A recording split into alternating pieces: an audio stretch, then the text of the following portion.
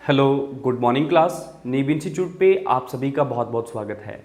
आज के इस सेशन में हम इंडियन पॉलिटी की क्लास नंबर 10th को आगे कंटिन्यू करेंगे।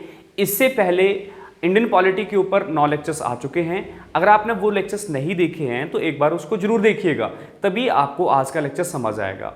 क्लियर है मेरी बात? अब जो स्टूडेंट अभी तक हमारे साथ नहीं जुड़े हैं, हमारी ऑनलाइन क्लासेस में ऐड नहीं हैं, उनको इंडियन पॉलिटी की 6 ही वीडियो दिखाई दे रही होंगी और आज का जो 10वां लेक्चर है वो आपको दिखाई देगा। तो ऐसा क्यों? क्योंकि ये जो आपके पास वीडियोस हैं ये उन्हीं को पूरी प्रोवाइड की जा रही हैं जो हमारे ऑनलाइन कोर्स में ज्वाइन है। अगर आपको ये वीडियो लेक्चर पसंद आता है और पीछे के जो डेमो लेक्चर्स थे वो भी आपको पसंद आए हैं तो आप हमारे साथ ऑनलाइन क्लासेस में जुड़ सकते हो। उसके लिए आपको 9459802085 पे कांटेक्ट करना है।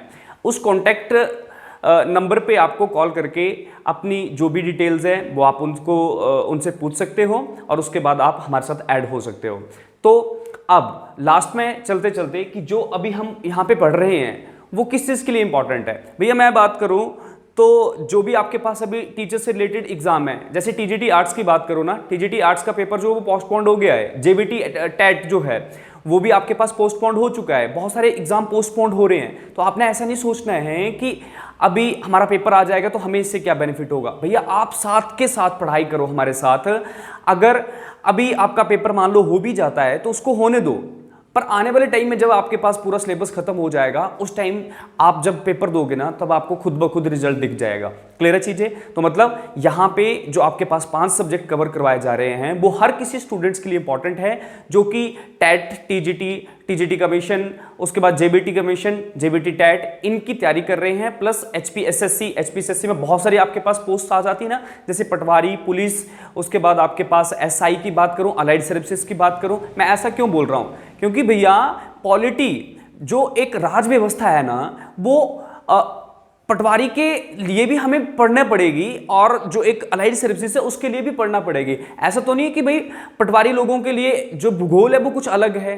भैया हर किसी को यही किताबें पढ़ने पड़ती हैं, बस फर्क इतना रहता है कि जो स्टैंडर्ड होता है क्वेश्चन पूछने का वो थोड़ा सा वेरी कर जाता है। अगर पटवारी लेवल की बात करूं तो थोड़ा एक ऊपर से क्वेश्चन पूछ लेगा वो। अगर मैं अलाइड सर्विसेज की बात करूं तो बिल्कुल बीच में जाके, है ना, बिल्कुल अंदर घुस के वो वहां से क्वेश्चन निकालेगा एग्जामिनर। तो मतलब हमें ये सब्जेक्ट्स ढंग से पढ़ने हैं और इससे हमें बहुत ज्यादा हेल्प मिलने वाली है। और टीजीटी टेट वाले तो है ना, आपको पता ही इसकी वेटेज क्या है। सोशल स्टडी में क्या आता है? इकोनॉमिक्स, जनरल साइंस, उसके बाद हिस्ट्री, जियोग्राफी और एक आपके पास है पॉलिटिकल साइंस। भाई उसमें से आपको 120 नंबर का पेपर आता है।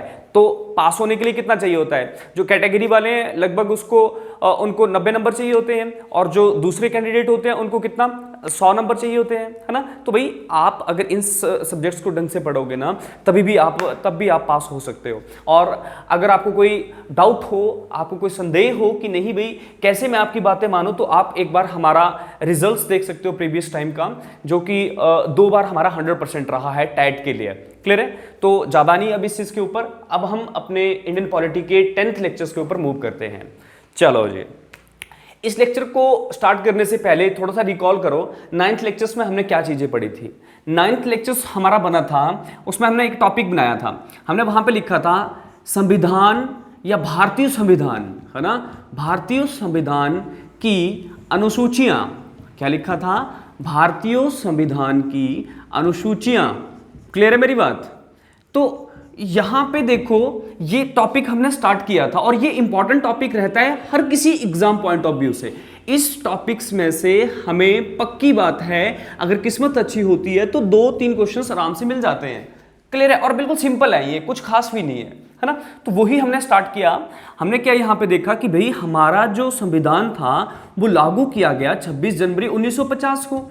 जब इसको लागू किया गया था तो इस टाइम इसमें 395 अनुच्छेद थे और 8 अनुसूचियां थी और यहाँ पे 22 भाग थे, 22 पार्ट्स, 8 शेड्यूल्स, 395 आर्टिकल्स। हमारा काम क्या बनता है, हमने पहले की क्लासेस में बढ़िया से समझा है कि इन्हीं को जब हम पूरा पढ़ लेंगे तो हमारा एक सब्जेक्ट तैयार हो जाता है जिसको हम बोलते हैं पॉलिटिकल साइंस। और मैं आपको बार बार ये समझाता हूं, ये जो सब्जेक्ट है ये एक सबसे बेस्ट रहता है स्कोरिंग के लिए। मैं बोलता हूं ये गारंटी की बात है, अगर 100 नंबर की पॉलिटिकल साइंस पूछी जा रही है ना तो गारंटी की बात है 98 99 कहीं नहीं जाते हैं, और जिन्होंने अच्छी पढ़ाई की है वो 100 नंबर भी ले सकता है, ये मेरी गारंटी है। क्लियर है? क्योंकि भाई पॉलिटिकल है ही कुछ ऐसी है, बस समझना पड़ेगा, काम करना पड़ेगा। तो अगर आपको ये बढ़िया से चीजें देखनी है तो आप हमारी ऑनलाइन क्लासेस को ज्वाइन कर सकते हो। चलो जी, अब हमने क्या काम किया था, अनुसूचियां या शेड्यूल्स के बारे में पढ़ना स्टार्ट कर दिया था। मेरी बात क्लियर है? क्लियर है? उसमें हमने क्या करा, पहली 8 अनुसूचियां देख ली थी। हमें पता ही है कि 26 जनवरी 1950 को हमारी अनुसूचियां कितनी थी, 8। इसमें प्लस आ गई थी कितनी, 4। क्लियर है? और वर्तमान में प्रेजेंट में आपसे कोई पूछे कि भाई इनकी संख्या कितनी है, कि जो शेड्यूल्स हैं उनकी संख्या कितनी है, वो आपके पास है 12। क्लियर है ये चीजें? अब आप सबके दिमाग में ये चल रहा है भाई कि इसमें है क्या, इन शेड्यूल्स में है क्या है। भाई कुछ नहीं है, इसमें कायदे कानून है कि भाई यहां पे जो काम करने के लिए आ रहा है, काम करने के लिए कौन आया, जैसे लोकसभा में जो सत्ता दल है ना, जो दल सत्ता में आया वो ही यहां पे तो काम करने के लिए आ रहा है, तो उसको कैसे काम करना है वो ही इन चीजों में लिखा हुआ है ना। तो अब आपके पास इंपॉर्टेंट क्या था, हमने पहली 8 अनुसूचियों के बारे में 9th लेक्चर्स में एक बढ़िया तरीके से काम किया, एक बिल्कुल जोश के साथ, एक मोटिवेशंस के साथ हमने काम किया। क्लियर है? तो अब हमारा जो काम है कि जो अमेंडमेंट के तहत, एक संविधान संशोधन के तहत जो आपके पास 4 नई अनुसूचियां ये शेड्यूल्स हमारे संविधान में जोड़ी गई हैं, उन्हीं के बारे में आज हम डिस्कस करेंगे। क्लियर है? पर एक चीज अभी हम थोड़ा सा 7 शेड्यूल्स को एक बार देखेंगे, 7वीं अनुसूची को एक बार रिवाइज करेंगे, क्योंकि इसमें थोड़ी सी चीजें छूट गई थी, वो चीज मैं अभी डिस्कस करूंगा। हाँ चलो जी, 7वीं अनुसूची सबको पता है ना, क्या है ये 7वीं अनुसूची? अगर मैं 7th शेड्यूल की बात करूं तो इसमें क्या बोला जाता है कि डिसेंट्रलाइजेशन ऑफ पावर या फिर शक्तियों का विभाजन। क्या बोल जाता है? डिसेंट्रलाइजेशन ऑफ पावर या फिर शक्तियों का विभाजन, है ना। क्लियर है? शक्तियों का विभाजन। हमने इस पूरे टॉपिक को इतने बढ़िया तरीके से तैयार कर लिया है ना कि कभी भी दिक्कत नहीं आने वाली है। भाई क्या जरूरत पड़ी, शक्तियों को क्यों डिवाइड किया गया, पावर्स को क्यों डिवाइड किया गया? क्योंकि हमारे देश में एक संघीय व्यवस्था है। हमारी प्रस्तावना आपको क्या बताती है, सॉरी, जब हम सोर्सेज ऑफ कॉन्स्टिट्यूशन देखते हैं, लास्ट लेक्चर में जब हमने संविधान के स्रोत देखे थे तो उसमें हमने देखा था कि हमारे संविधान में एक संघीय व्यवस्था है। संघीय व्यवस्था का मतलब क्या होता है, यहाँ पे एक केंद्र सरकार भी है और एक राज्यों के स्तर पे भी सरकार है। एक केंद्र या सेंट्रल गवर्नमेंट भी है और एक आपके पास कौन सी थी, एक स्टेट गवर्नमेंट, जिनको आप क्या बोल सकते हो, राज्य सरकार। अब क्या हुआ कि इन दोनों के बीच में कभी भी कोई लड़ाई ना हो, उसके लिए क्या काम कर दिया है कि इनकी पावर्स पहले से ही प्री डिस्क्राइब्ड रख दी हैं, कि मतलब आपको इन टॉपिक्स के ऊपर काम करना है और आपको इन टॉपिक्स के ऊपर ही काम करना है, ये इनके ऊपर लिमिटेशंस लगा के रख दी हैं। क्लियर है? तो मतलब समझ आ रहा है ना, शक्तियों का विभाजन क्यों किया गया? क्योंकि हमारे देश में एक संघीय व्यवस्था है। संघीय का मतलब क्या होता है कि राज्य सरकार भी है और एक आपके पास केंद्र सरकार है। अब वो दोनों आपस में लड़े ना और आपस में बिल्कुल तालमेल के साथ काम करें, उसके लिए क्या काम किया गया था कि हमारी पावर्स को, जितनी भी पावर्स हैं उनको अलग अलग पार्ट्स में डिवाइड कर दिया था। तो हमने क्या देखा था भाई, इसको 3 हिस्सों में डिवाइड किया गया ना पावर्स को, अनुसूची नंबर 7 में। और इसमें क्या देखा भाई, केंद्र के लिए एक लिस्ट बना दी जिसको हम बोलते हैं केंद्र सूची। क्लियर है? उसमें पावर्स बता दी कि भाई सेंट्रल गवर्नमेंट के पास ये पावर्स हैं, और राज्यों में भी आपके पास एक लिस्ट दे दी या एक सूची बना दी कि भैया ये आपके पास पावर्स हैं, आप इन पावर्स का इन टॉपिक्स के ऊपर यूज कर सकते हो। क्लियर है? उसी तरह से हमने यहां पे क्या लिखा था, समवर्ती सूची। क्या लिखा था? समवर्ती सूची, या फिर इसको क्या बोला जाता है, कंकरेंट लिस्ट। क्या बोला जाता है? समवर्ती सूची या फिर कंकरेंट लिस्ट। अब जी आ जाओ थोड़ा सा टॉपिक के ऊपर। हमने यहां पे क्या पढ़ा, केंद्र सूची। समझ आ रहा है ना? केंद्र सूची का मतलब है सेंटर लिस्ट। सेंटर की गवर्नमेंट के लिए जो पावर्स है ना वो इस लिस्ट में है, कि उनके लिए क्या पावर्स हैं, उनकी क्या शक्तियां हैं, इस लिस्ट में है। और इस लिस्ट में जो आपके पास टॉपिक हैं वो कितने हैं, 100।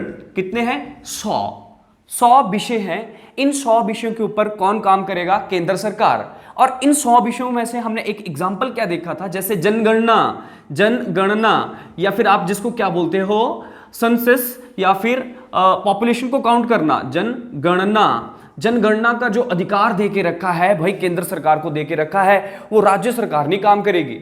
कभी भी पॉपुलेशन को जब काउंट किया जाएगा तो राज्य सरकार का वहां पे कोई रोल नहीं होगा, वो किसका रोल है, यहां पे केंद्र सरकार का। क्लियर है ये चीजें। और भी यहां पे देखो वैसे टॉपिक हैं, जैसे फॉर एग्जांपल विदेशी नीतियों को तय करना, कि विदेश के लिए, है ना, विदेशियों के लिए जो पॉलिसीज बनाई जाएगी वो केवल और केवल किसका अधिकार है, केंद्र सरकार का। फॉर एग्जाम्पल हमें कहां से कच्चे माल की आपूर्ति करनी है, किस देश के साथ अपने व्यापार संबंधों को बना के रखना है, वो केवल केवल किसके पास, आपके पास अधिकार है, वो है केंद्र सरकार के पास, जो कि इन 100 विषयों में दे के रखा है। क्लियर है। इसमें इंपॉर्टेंट क्या चलता है, पर पहले यहां पे टॉपिक थे 97, अब 100 है। पहले कितने थे, 97, अब इसमें अमेंडमेंट करी गई और आपके पास कितने, 100 हो गए हैं। क्लियर है, चेंजेस करी गई इसमें, अब आपके पास कितने हैं, 100 हैं। उसी तरह से राज्य सरकार को यहां पे बोला जाता है, पहले 66 टॉपिक दिए गए थे पर उसमें कुछ चेंजेस किए गए, अब यहां पे कितने, 61। अब कोई एग्जांपल देख लेते हैं कि भाई राज्य सरकार को किस तरह की शक्तियां देके रखी होंगी। देखो राज्य सरकार को कैसे शक्तियां देके रखी हैं, जैसे फॉर एग्जांपल जो एक स्थानीय स्वशासन का टॉपिक चलता है, लोकल गवर्नेंस। क्या बोला गया, मैं यहां पे लिख रहा हूं लोकल गवर्नेंस या फिर स्थानीय स्वशासन जिसको बोला जाता है। ये लोकल गवर्नेंस है क्या भैया, देखो राज्य सरकार, केंद्र सरकार सबके पल्ले पड़ता है चीजें। राज्य सरकार जो राज्य में काम कर रही है, फॉर एग्जांपल हमारे राज्य में किसकी सरकार काम कर रही है, नाम है जयराम ठाकुर, जो हमारे अभी प्रेजेंट टाइम के मुख्यमंत्री हैं। अगर मैं केंद्र सरकार की बात करूं, कौन सी पार्टी चल रही है वहां पे, किसके अंडर काम चल रहा है, प्रधानमंत्री नरेंद्र मोदी की बात करूं। पर एक लोकल गवर्नेंस होती है, local governance is equal to आपके पास जो गांव होते, गांव की पंचायतें, शहरों में नगर निगम, नगर पालिका, जिला परिषद, जितनी भी चीजें हैं उसको हम काउंट करते हैं लोकल गवर्नेंस में। तो बोल जाता है लोकल गवर्नेंस जो आपके पास एक टॉपिक है वो किसका है, राज्यों या जो आपके पास स्टेट गवर्नमेंट है वो उनका एक टॉपिक है। उसके बाद यहां का जो आपके पास जैसे पुलिस डिपार्टमेंट है, पुलिस डिपार्टमेंट को भी इसी टॉपिक के अंडर रखा है। तो मतलब आप समझ सकते हो कि इस तरह के टॉपिक रखे हैं 61, जिन पे केवल और केवल स्टेट गवर्नमेंट ही अपना डिसीजंस, अपने रूल्स यहां पे दिखाएगा। अब आपके पास क्या था, संवर्ती सूची, या जिसको हम क्या बोलते हैं, कंकरेंट लिस्ट। अब हुआ क्या, बोला भाई चलो ठीक है, ये चीज तो ठीक है, 2 पार्ट्स में डिवाइड कर दिया, पर एक ऐसा टाइम भी आता है जिस टाइम दोनों को इकट्ठे मिलकर काम करना पड़ता है, नाम केंद्र सरकार और एक आपके पास कौन है, राज्य सरकार। जब केंद्र सरकार और राज्य सरकार इकट्ठे मिलकर काम करेगी तो वो आपके पास जो लिस्ट बनेगी उसको बोल जाता है संवर्ती सूची। संवर्ती सूची में क्या लिखा गया है, कुछ टॉपिक्स दिए गए हैं। पहले यहां पे टॉपिक्स थे 47, अब कितने हैं, 52। क्लियर है। बोला जाता है इन 52 टॉपिक्स में क्या बात करी है, अगर इनमें से कोई टॉपिक्स देखने को मिलता है तो उस टॉपिक्स के ऊपर राज्य सरकार भी काम करेगी और केंद्र सरकार भी काम करेगी। अब मैं आपको एक बहुत ही बढ़िया एक एग्जांपल देता हूं, संवर्ती सूची का एक एग्जांपल मैं यहां पे लिख रहा हूं, शिक्षा, एजुकेशन। भाई पेपर में ये क्वेश्चंस बहुत बार पूछे जाते हैं कि शिक्षा किस अनुसूची के तहत है, संवर्ती सूची के साथ है, राज्य सूची के साथ है, केंद्र सूची के साथ है। भाई शिक्षा जो है ना संवर्ती सूची के साथ है, ये हमें कैसे देखने को मिलती है, जैसे फॉर एग्जाम्पल मैं अपने स्कूल में पढ़ रहा हूँ, किसी मेरी जो यहाँ पे स्कूलिंग है, मान लो कि 4th क्लास की बात कर रहा हूँ। उस टाइम क्या होता है भाई, जब हम एडमिशन लेने जाते हैं ना, मतलब सिंपल सी बात समझ लो, जब बच्चा स्कूल में पढ़ने के लिए जाता है तो उस टाइम माता पिता से एक बात पूछी जाती है कि भाई आप कौन सा बोर्ड चूज करोगे, CBSE या फिर स्टेट बोर्ड। स्टेट बोर्ड जैसे फॉर एग्जांपल हमारा कौन सा है, HP Bose, Himachal Pradesh board of school education. तो देखो हर किसी राज्य का एक अपना बोर्ड है, शिक्षा के लिए एक अपना बोर्ड है, Himachal Pradesh board of school education, और एक केंद्र का भी बोर्ड है, शिक्षा के लिए केंद्र का भी बोर्ड है जिसका नाम क्या है, central CBSE, central board of school education. तो भैया ये जो शिक्षा एक मैटर है ना, ये केंद्र सरकार का भी है, राज्य सरकार का भी। मेरी बात क्लियर हो रही है या नहीं? हाँ, तो इसलिए यहां पे एक ऐसा टॉपिक यहां पे रख दिया कि भैया जिसमें राज्य सरकार और केंद्र सरकार को इकट्ठा कानून बनाना रहता है। क्लियर है। फॉर एग्जाम्पल मैं एक और चीज की बात करूं, जैसे मैं यहां पे लिखूं GST, मैं यहां पे GST लिख दूं। क्लियर है। तो देखो हुआ क्या, GST पहले आपके पास पार्लियामेंट में चला, है ना, पार्लियामेंट में चला, पार्लियामेंट में कौन काम कर रहा है? केंद्र सरकार। पार्लियामेंट में लोकसभा राज्यसभा से पास हुआ, फिर प्रेसिडेंट ने उसके ऊपर हस्ताक्षर किए, फिर उसके बाद क्या हुआ? उस बिल को बनाने के लिए, उसको पूरा करने के लिए राज्यों की अनुमति भी लेनी पड़ी, तो राज्यों को भी वहां पे शामिल किया गया। मतलब कुछ ऐसे टॉपिक जो कि राज्यों से भी जुड़े हों और केंद्र से भी जुड़े हों, उसको हम किस में काउंट करते हैं? समवर्ती सूची में। तो ये चीजें आपको पता होनी चाहिए। अब क्या था? अब हमारे संविधान में ना एक और क्लाउज जोड़ा गया है, एक और क्लाउज दे के रखा है। बोला जाता है ऐसा कोई टॉपिक जो list number 1, list number 2, list number 3 में भी नहीं आए, उसको रेजिडुअरी लिस्ट में रखा जाएगा। रेजिडुअरी, है ना, रेजिडुअरी पावर में काउंट किया जाएगा। क्लियर है? या फिर इसको हम क्या बोलते हैं हिंदी में? अवशिष्ट शक्तियां। जिन्होंने क्लासेस पूरी अटेंड करी है उनको पता है मैं क्या लिख रहा हूं, क्योंकि हमने पहले की क्लास में ये भी देखा था। शक्तियां, क्लियर है? अवशिष्ट शक्तियां की बात करी गई।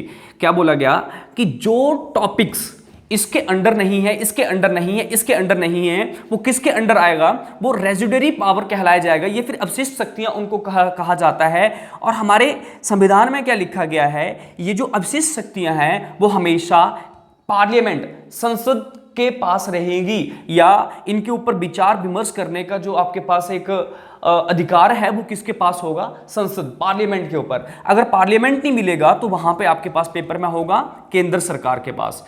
क्लियर है मेरी बात? तो ये मोस्ट इंपॉर्टेंट क्वेश्चन है, बहुत बार पेपर में पूछा गया है। अगर आपने हमारी जो एक क्वेश्चन सीरीज चल रही थी पॉलिटिकल साइंस की, अगर आपने वो सुनी होगी तो आपने ये चीज देखी होगी। पूछा गया था कि जो अवशिष्ट शक्तियां हैं उसके ऊपर किसको अधिकार दिया गया है? केंद्र सरकार को है, राज्य सरकार को है, या फिर आपके पास समवर्ती सूची में वो अधिकार है? नहीं भैया, वो किस में अधिकार है? बोला जाता है वो केंद्र सरकार को अधिकार है कि जो टॉपिक्स यहां पे भी नहीं मिला, यहां पे भी नहीं मिला, यहां पे भी नहीं मिला, वो आपके पास कहां पे काउंट किया जाएगा? रेजिडुअरी पावर्स में। क्लियर है? अब मैं आपको समझाता हूं कि ऐसा क्यों हुआ था। देखो क्या हुआ, अगर मैं 1949 की बात करूं, जब हमारा संविधान बनके तैयार हुआ और जब उसको लागू किया गया 1950 में, तो उस टाइम और आज के टाइम में बहुत बड़ा फर्क है। जब उस टाइम आपके पास ये चीजें लिखी गई थी ना, ये तो उस टाइम की चीजें है ना, तो उस टाइम वहां के हालात कुछ और थे, वहां की सिचुएशंस कुछ और थी। आज की सिचुएशंस की बात करूं मैं, देखो क्या बहुत बड़ा बदलाव है। डिजिटलाइजेशंस, मतलब एक तरह से इंटरनेट वाली दुनिया जो है, क्लियर है, जो नेट वाली दुनिया है उसकी बात कर रहा हूं भैया। देखो चीजें दिन प्रतिदिन बदलती चली गई। क्लियर है?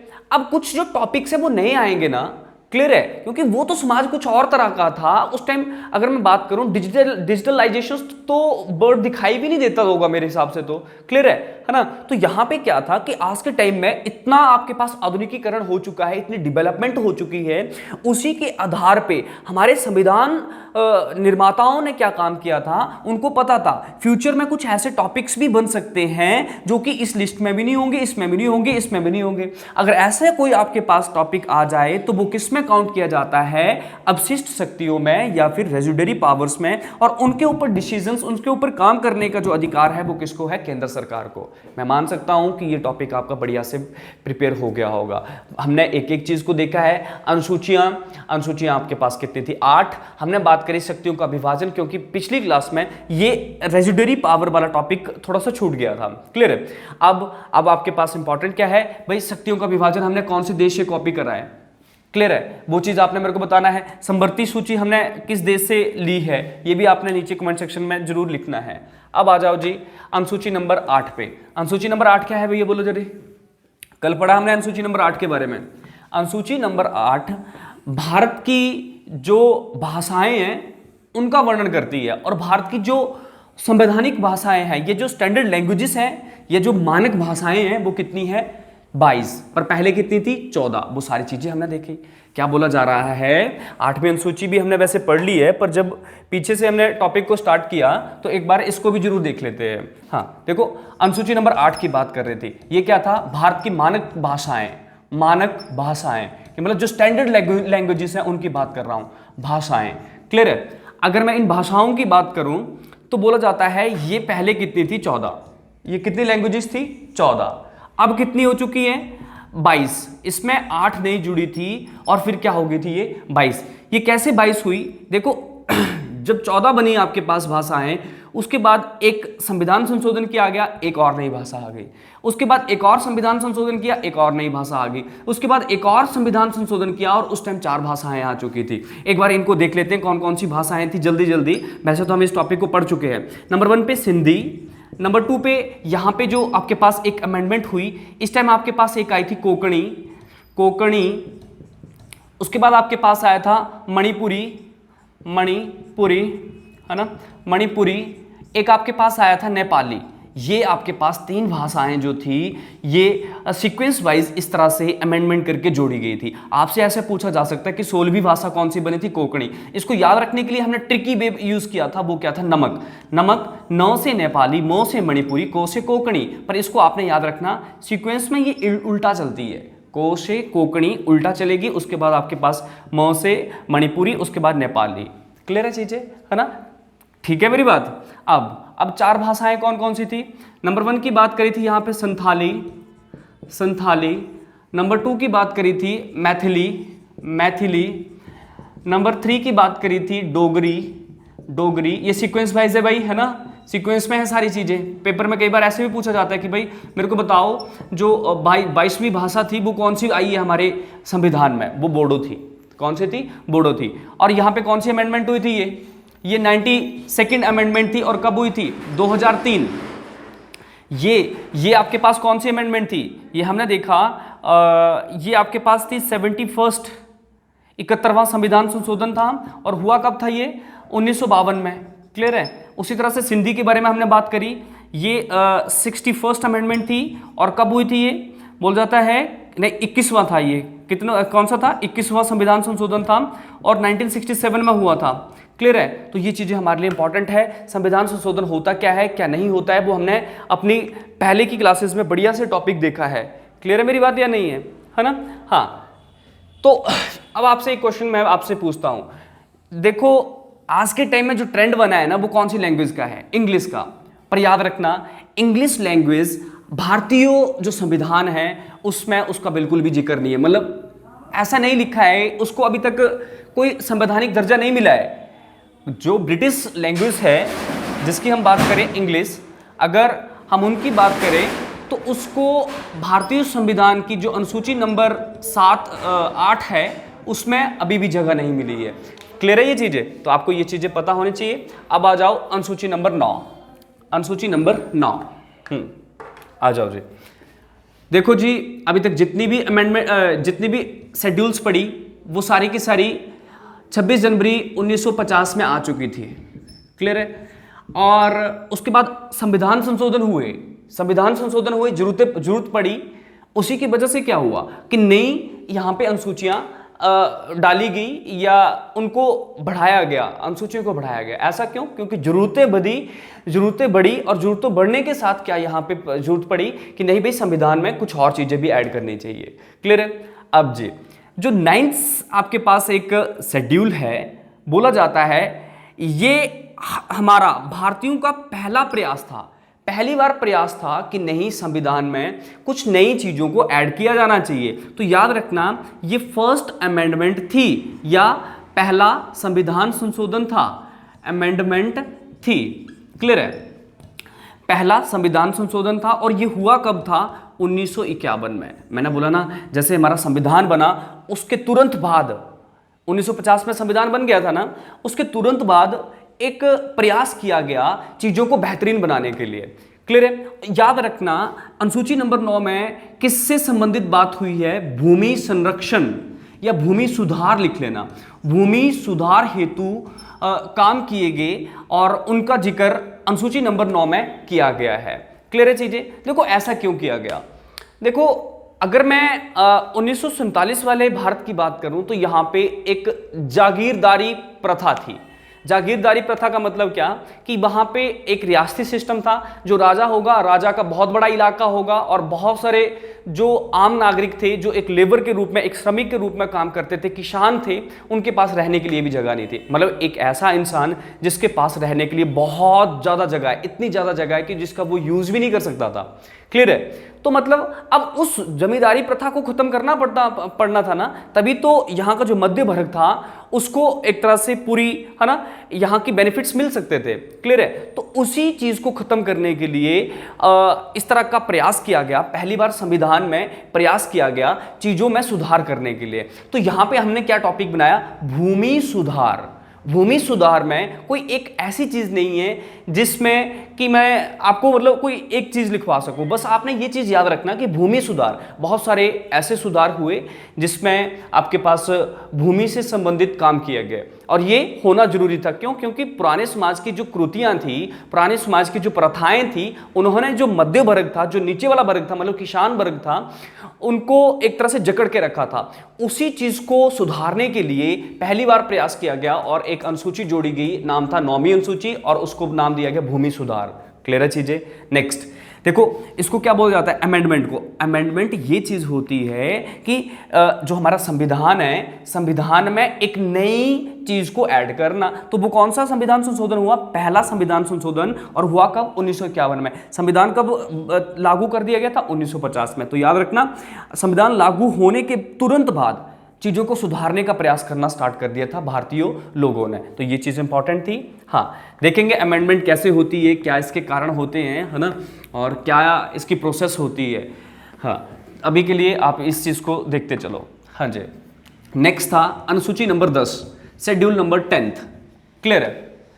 ये देखो, ये अनुसूची नंबर 10 हमारे संविधान में जोड़ी गई, पर ये कौन सा संविधान संशोधन था, ये पेपर में पूछा जाता है, याद रखना।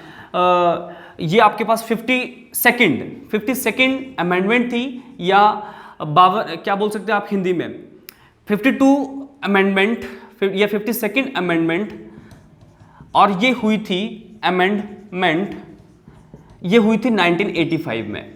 1985 में। मैं कारण बता देता हूं आपको कि क्या रीजन था कि हमें एक नई अनुसूची जोड़ने पड़ी। क्लियर है? देखो, अगर मैं इसके नाम की बात करूं, इस अनुसूची में है क्या? दल बदल। दल बदल से संबंधित यहां पे प्रावधान दे के रखे हैं। ये आपके पास अनुसूची नंबर 10 बनती है। दल बदल क्या है मैं आपको अभी समझाता हूं। देखो हुआ क्या, हमारे देश के एक पॉपुलर लीडर थे, नाम था इंदिरा गांधी, जो कि आपके पास प्रधानमंत्री थे उस टाइम के, इंदिरा गांधी।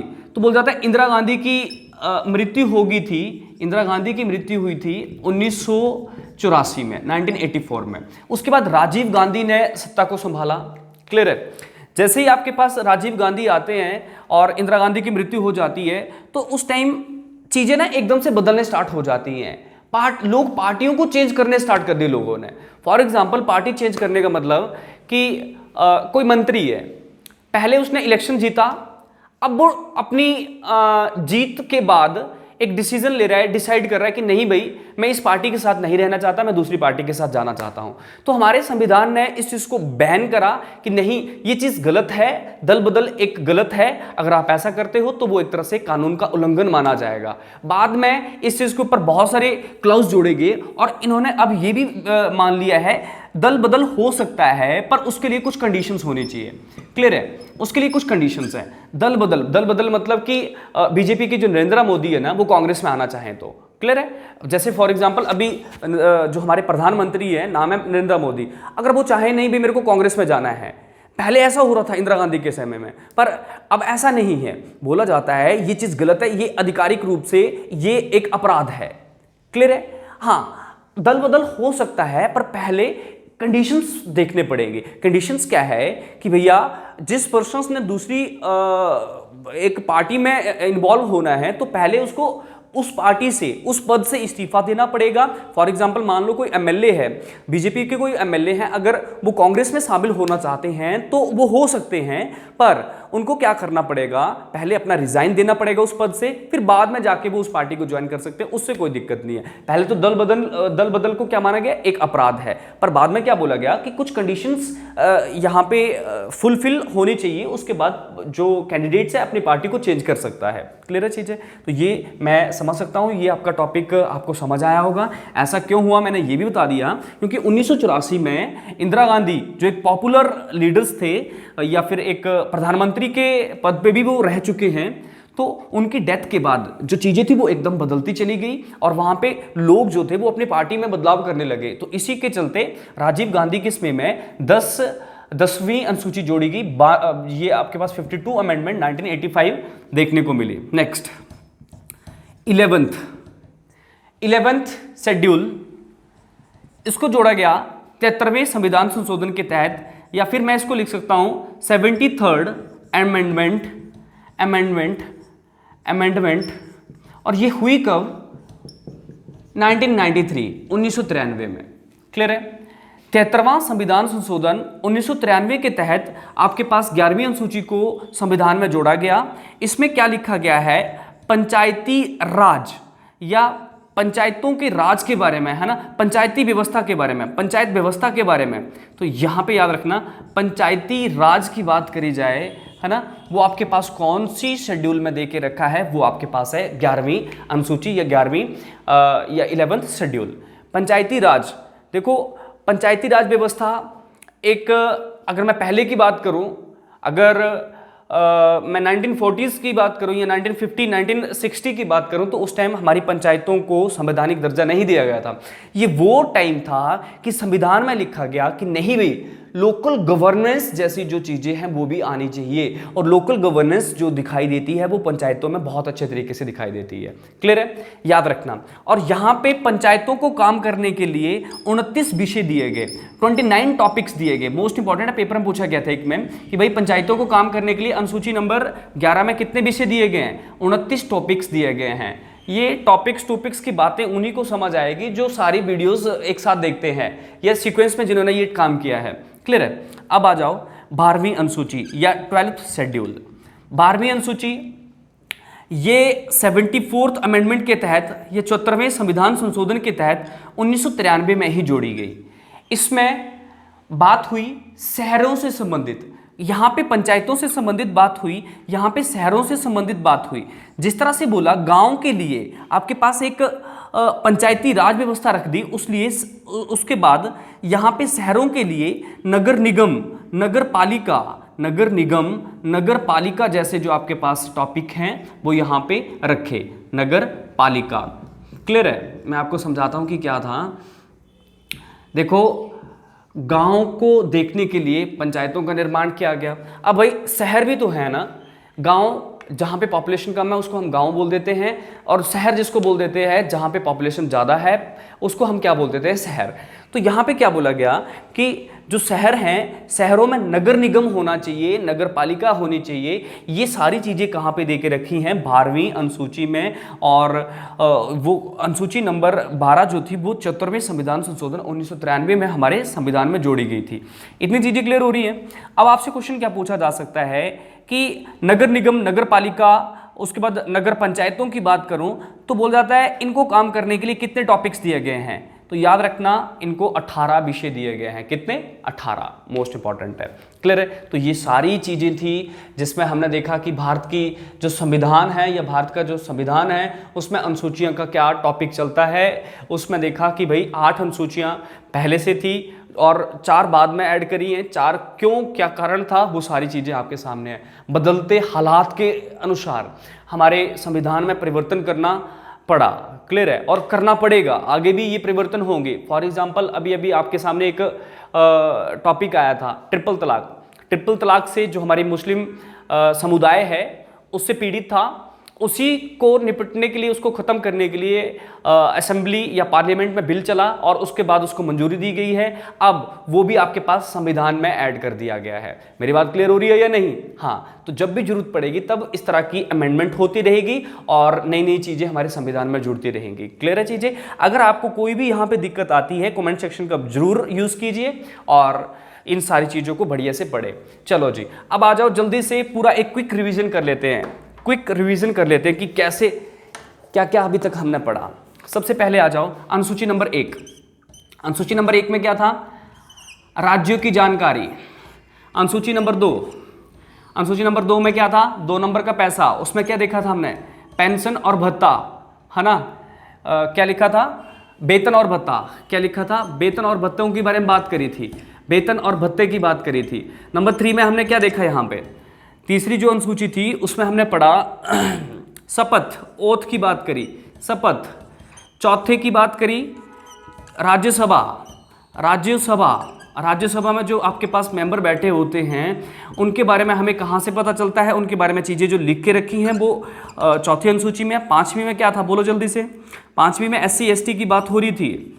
छठी में क्या था, छठी में ST की बात हुई, पर वो 4 स्टेट में हुई थी, AM TM, असम, मेघालय, त्रिपुरा, मिजोरम। 3 जो पूर्वोत्तर राज्य हैं उनको एक स्पेशल राइट्स दिए गए हैं, ये विशेष दर्जा दिया गया है, वो आपके पास अनुसूची नंबर 6 में है। उसके बाद हमने सारी कंटिन्यू करी है। देखो अब जल्दी से हम काम करते हैं, कैसे इनको याद रखना है। हमने क्या पढ़ा था भाई, जब भी हम कोई बुक उठाते हैं उसमें जो पहला पेज आता है ना, उसमें लिखा गया होता है कि इस बुक के बारे में क्या क्या इम्पॉर्टेंट है और इसमें आप क्या पढ़ने वाले हो। तो उसी तरह से पहले अनुसूची में हमारे पूरे भारत का एक तरह से जिक्र किया गया है। भारत का जिक्र मतलब यहाँ पे जितने आपके पास राज्य हैं प्लस केंद्र शासित प्रदेश हैं उनके बारे में जिक्र किया गया है अनुसूची नंबर 1 में। उसके बाद हमने क्या पढ़ा भाई, पैसा जो है ना वो 2 तरीके से कमाया जाता है, एक ईमानदारी से और एक आपके पास 2 नंबर से। तो 2 नंबर से आपके पास किसके बारे में बात हो रही है, पैसे के बारे में, वेतन और पेंशन के बारे में बात हो रही है। 3 पे ये क्या कर रहे हैं, शपथ ले रहे हैं। 4 जहां पे 4 लोग इकट्ठे हो जाते हैं तो वहां पे एक सभा बन जाती है, एक है ना, एक ग्रुप जहां पे इकट्ठा हो जाता है वहां पे सभा बन जाती है। हमने देखा यहाँ पे 5 है, अगर 5 को मैं थोड़ा ढीला करके लिखूं तो ये SC बन जाता है, तो वहां से SC ST चल पड़ता है। अब हमने क्या देखा, जो छठी अनुसूची है, छठी अनुसूची 5वीं से ही संबंध रखती है और उसमें ST की बात होती है, पर वो 4 राज्यों के लिए होती है। 7वीं अनुसूची सबको पता है भाई, 7वीं मतलब कि शक्तियों का विभाजन, 8वीं मतलब कि 22 भाषाएं, 9वीं मतलब अभी हमने देखा था उसमें क्या था, भूमि सुधार, 10वीं मतलब दल बदल, 11वीं जिसमें हमने पंचायती राज, और ये आपके पास इंपॉर्टेंट था। बहुत बार जो पेपर में क्वेश्चंस पूछे हैं वो याद रखना, इन टॉपिक्स में से पक्का पूछता है। नगर पालिका को काम करने के लिए कितने टॉपिक्स दिए, 18। यहाँ पे पंचायतों को काम करने के लिए कितने टॉपिक्स दिए, 29। तो ये सारी चीज़ें काफ़ी है और आपने इन चीज़ों को बढ़िया से प्रिपेयर करना है, तभी हमें एक बढ़िया सा टाइम देखने को मिलेगा जिस टाइम आपके पास गवर्नमेंट जॉब आपके पास होगी। क्लियर है? तो आज के लिए काफ़ी है, मिलते हैं नेक्स्ट लेक्चर में। थैंक यू, धन्यवाद। अगर आपको ये वीडियो अच्छी लगे तो ज़रूर इसको शेयर करना।